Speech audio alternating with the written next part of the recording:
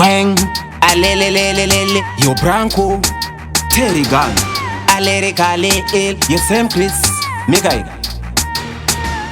Vachiti ceasefire, etoti increasefire kunyangwe vakarwisa ngoma timburitai patopinda vanoita separagani fire chivhura mahwe chemalirics akunaya mdhara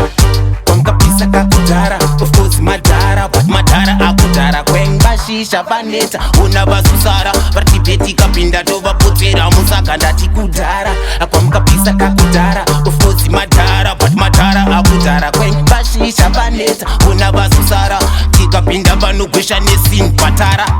vakapisa kare nguva yana Winky D kuchina makaseti kusati kwane macd kuchina Robert kusati kwana ed Kestiko Fendi ari mukuru wevadidi kweng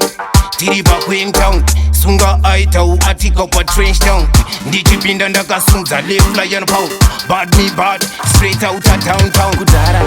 kwamukapisa kakudhara of course madhara but madhara akudhara kwengvashisha paneta una vasusara vatibheti kapinda tovapotsera musagandati kudhara kwamukapisa kakudhara of course madhara but madhara akudhara kwengvashisha paneta una vasusara tikapinda vanogwesha nesin patara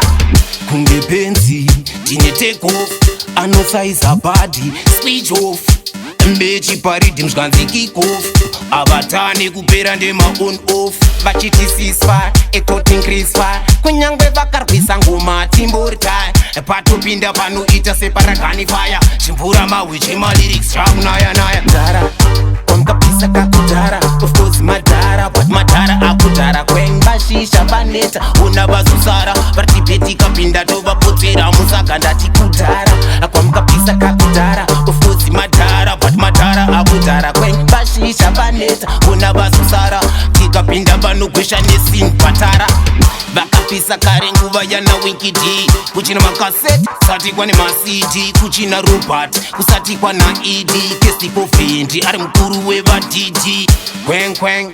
tiri pakwengtown sunga aitau atika kwa trench town ndichipinda ndakasunza leflyan pound bad me bad straight out of downtown kudhara